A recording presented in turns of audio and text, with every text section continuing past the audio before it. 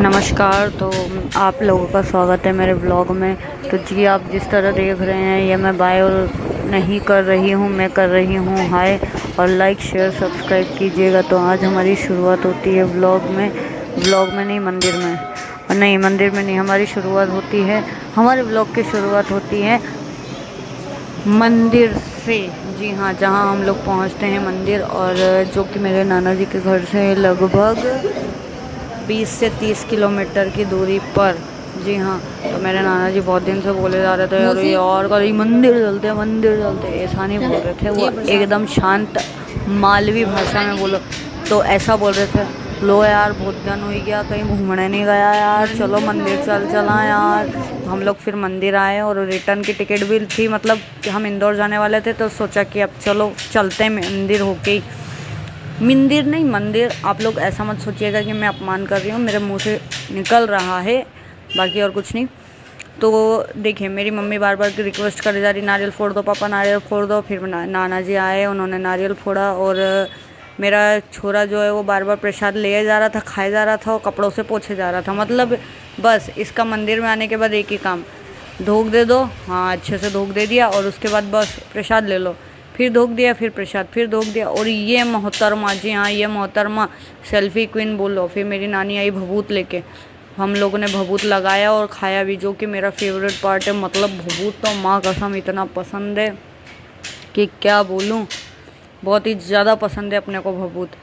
तो वो मोहतरमा जो है वो बहुत ही ज़्यादा सेल्फी लिए जा रही थी, और फिर हम लोग आ गए, बैठ के दर्शन करने लगे, और आजू बाजू के लोग उनको देख रहे थे। पीछे ये लड़की, भाई गमछा ही लाऊंगा, कंगना भी लाऊंगा, लगता है अक्षय कुमार की फ़ैन थी, इसीलिए वो डांस करे जा रही थी, ताकि शायद मैं वीडियो में भी दिखूँ। ये देखो, शायद मेरे को हवा करने का उसका चुल पड़ रहा था। फिर मेरी मम्मी को शौक़ आया भाई कि सेल्फ़ी लेते हैं, तो वो मेरे बेटे को बिठा के सेल्फ़ी लेने लगी, और मेरे बेटे के ऊपर वो बच्ची चढ़ गई, जो कि उसने चिढ़ के भगा दिया उसको। फिर मेरी नानी ने उसको उठा लिया, और बोलता, मम्मा मैं सेल्फ़ी लूँगा, मैं फ़ोटो खींचूँगा। फिर मजबूर होके, जी हाँ, एक माँ को मजबूर होके अपना फ़ोन देना पड़ा, और वो फ़ोटो खींच रहा था। देखो, मतलब क्या ही बोलूँ इस छोरे के बारे में। देखो ज़रा, आप खुद देख सकते हो, जबकि हम लोग उसको इतना फ़ोन देते भी नहीं हैं। फिर थोड़ी देर और बैठने के बाद पता चला यहाँ पे दूल्हा दुल्हन की एंट्री हो रही है। मतलब जो कि नए दूल्हा दुल्हन थे, जिनकी शादी हुई थी नई, वो लोग आ रहे थे। फिर हम लोगों ने सोचा कि क्यों ना हमारी खुद की सेल्फी ले ले। ये डब्ल्यू के नीचे बहुत धन गड़ा हुआ है, इसलिए मेरी बहन उस धन को खोजने के चक्कर में लगी हुई है, जो कि उसको नहीं मिला। फिर मेरे बच्चे ने शिव जी से मन्नत मांगी, और बोल रहे थे, मम्मा शिव जी की गाय। मैंने बोला शिव जी की गाय नहीं है, वो शिव जी का बैल है बेटा। फिर प्रसाद, उसको फिर से प्रसाद दिख गई, वो फिर प्रसाद कर रहा था, मम्मा मैं प्रसाद ले लूँ, लेकिन फिर मैंने मना कर दिया। फिर शायद मैंने मना कर दिया तो भगवान जी से मांग रहा होगा कि शायद इधर उधर कहीं पड़ा मिल जाए। तो फिर मेरी बहन जो है वो बहुत ही घटिया दिख रही थी, इसलिए मैंने थोड़ा उसको चमका दिया। फिर इतना चमकाने के बाद भी उसकी शक्ल ऐसी की ऐसी थी। फिर मेरे नाना जी को मैंने देखा तो वो इससे ज़्यादा चमके हुए दिख रहे थे, तो मैंने सोचा उन्हीं को ले लेती हूँ। ये सब होने के बाद नाना जी मतलब मान ही नहीं रहते। और ये देखो कैसी मंदिर में आके भी मतलब कैसी बात करती है, समझ रहे हो, कैसे अपशब्द का इस्तेमाल करती है। आप समझ ही सकते हो मेरी बहन कितनी संस्कारी है ना। इस व्लॉग में आप लोगों को पता चल ही जाएगा कि मैं और मेरी बहन बहुत ही ज़्यादा संस्कारी है। अरे वो तो पता चल ही रहा है, देखो तिलक लगा के। गर्मी हद से इतनी ज़्यादा थी कि मैं आप लोगों को बता नहीं सकती।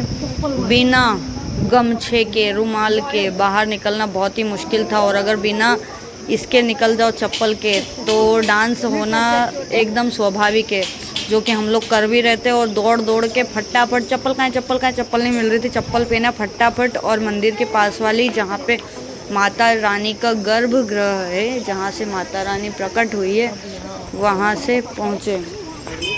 जी हाँ, वहाँ पहुँचे।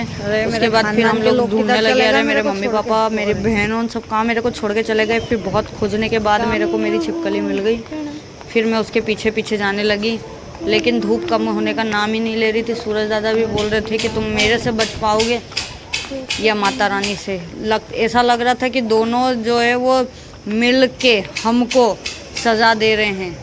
जी हाँ, इतना सब कुछ होने के बाद हम लोग फिर गए गर्भगृह में। जी हाँ, जहाँ पे फिर मेरे नाना जी बोल रहे थे यहाँ पे जो है वो माता रानी प्रकट हुई है। ये जो बीच में आपको पत्थर दिख रहे हैं, दो तीन पत्थर, उनके बीच में से माता रानी प्रकट हुई है।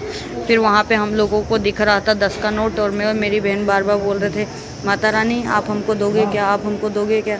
मतलब हम उनसे भीख मांग रहे थे, लेकिन माता रानी ने साफ रूप से, स्पष्ट रूप से हमें बेइज्जत करके मना कर दिया। और मेरे नाना जी हंस रहे थे कि तुम लोग क्या बातें करे जा रहे हो। फिर हम लोगों ने उनको इग्नोर करके दर्शन किए। माता जी ने यहाँ पैसे भी दे रही, अपन ले लें? ओए ले ले। और यहाँ देखो तो मेरा लड़का जो है वो हद से ज़्यादा ही बड़ा दानवीर बना हुआ रहता है। जी हाँ, अभी कमाने के तो कोई ठिकाने हैं नहीं, और बस जहाँ दान पेटी दिखेगी वहाँ पे पैसे डालने के लिए देखो बोलता है एक और दो, एक और दो। फिर मम्मी बोलती ये एक तो डाल के, नहीं एक और दो, एक और दो, ये येलो वाला चाहिए, येलो वाला चाहिए। भाई मम्मी बोल रही, बोले कितने डालेगा, और भगवान को दान की नहीं है, हमें दान की जरूरत है फिलहाल। तो वो इतना मना करने के बाद फिर वो जिद करने लगा और रोने लगा। देखो आप इसका थोबड़ा देख ही सकते हो कैसा थोबड़ा बना रहा था। एक सिक्का दिया गया था उसको। फिर मैंने मेरी मम्मी को बोला जिद करके, इंसिस्ट होके कि एक और दे दो जैसे भी करके। और जैसे ही उसको पैसे मिले, जी हाँ, एक इसमें और दूसरा उसमें, मतलब भगवान कहीं से भी मना ना कर दें, कोई भी चीज के लिए मना ना कर दे, उस चीज को मनाने के लिए, उन भगवान जी को मनाने के लिए वो कोई भी प्रकार की कोशिश नहीं छोड़ता। जी हाँ, कोई भी प्रकार की कोशिश नहीं छोड़ता। कितने डाले?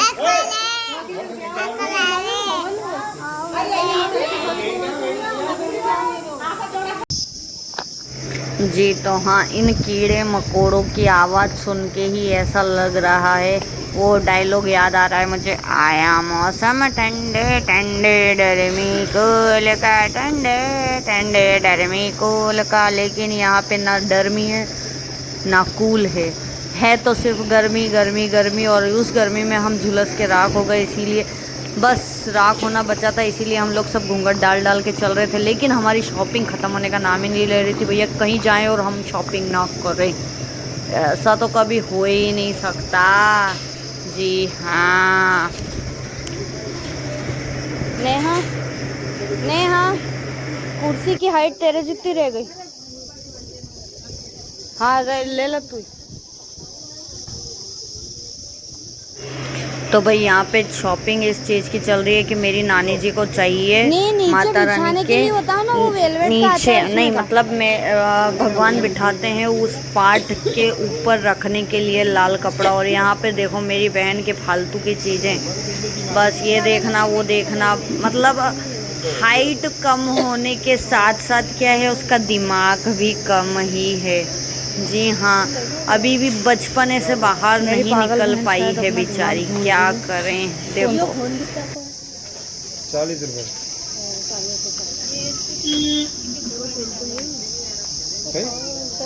निकाल दिए होंगे। मतलब जिस तरह से वो खिलौने वाला फ़ोन मांग रही है, देख रही है, तो आप उसकी हरकतें, उसका बचपना देख ही सकते हो। भाई ये बात मैं भी मानती हूँ, बचपना सभी को अपने मन के अंदर ज़िंदा रखना चाहिए, लेकिन हद से ज़्यादा बचपना जल्दी बुढ़ापा ला देता है। फिर मैंने लिया भाई माता रानी के यहाँ आए हैं तो अब सिंदूर लेके ही जाएं, क्योंकि एक सुहागन के सुहाग की निशानी होती है, जो कि ये बात अलग है। मैं बहुत कम लगाती हूँ सिंदूर, क्योंकि मेरा मानना है कि ज़रूरी नहीं कि हम सिंदूर ना पहने, मंगलसूत्र ना पहने तो भाई सुहागन नहीं लगे। एक सुहागन अपने दिल से होती है। और फिर मैंने देखा कि ये तस्वीर बहुत ही ज़्यादा खूबसूरत लग रही थी। क्या है? इसने बुलाया, देखो फिर ये क्या नौटंकी करेगी, अब देखना।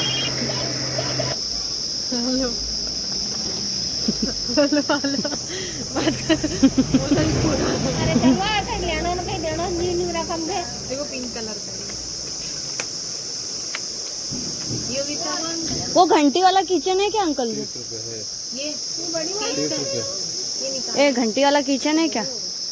तो भाई इसकी बकवास सुनने और हमने समझने के बाद मैंने लिया घंटी वाला किचन और इसने लिया सी शेप किचन।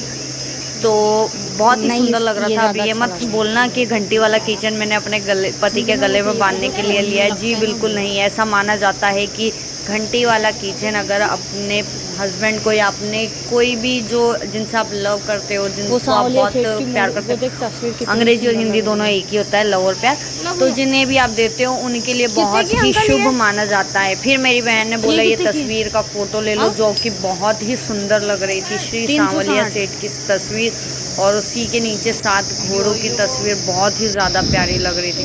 फिर मैंने देखा धूम मचाले धूम मचाले डूम डूम डूम, धूम मचाले धूम मचाले डूम डूम डूम, ये बाबुल की दुआएं लेती जा जा तुझको सुखी चश्मा मिले। मस्त लग रहा था ना, एकदम कूल कूल लग रही थी भाई साहब में। फिर हम लोग यहाँ इतनी सारी शॉपिंग करने के बाद निकले वापस अपने घर की तरफ। जी हाँ, गिर जाएगा वो नीचे है, इधर से तो नीचे गिर जाएगी तो कहाँ से लाएंगे फिर बोतल अपन। तो भाई हम लोग वहाँ से निकले और मेरी नानी जी का एक्सप्रेशन बाप रे बाप, ऐसा लग रहा था कि पता नहीं क्या ही देख लिया, कहाँ ही आ गए पता नहीं क्या। और ये इसकी नौटंकी तो कभी ख़त्म होने का नाम लेती ही नहीं, देख सकते हो। चलो भैया, इना शिव जी के फेंकी दो तो बाहर। अरे ले ले वो भगवान, यहाँ टाइम पास मत करे, घर जाना है आज अपने को। 2 बज गई है। क्या कर रहे हो आप? मैं कर रही हूँ क्या? अरे नाना जी ऐसे नहीं लगे वो। भारत देखो ना, तो तुमने देखो। इसके मुंह पे चेन मारो नाना जी। चेन नहीं लगे। तो भाई इसकी हरकतें तो ख़त्म नहीं होगी कभी भी, आगे इसकी हरकतें देखते रहें और लाइक शेयर सब्सक्राइब करना ना भूलें, ताकि मैं आपको ऐसे ही एंटरटेनिंग व्लॉग डेली बनाते रहूं। Bye bye.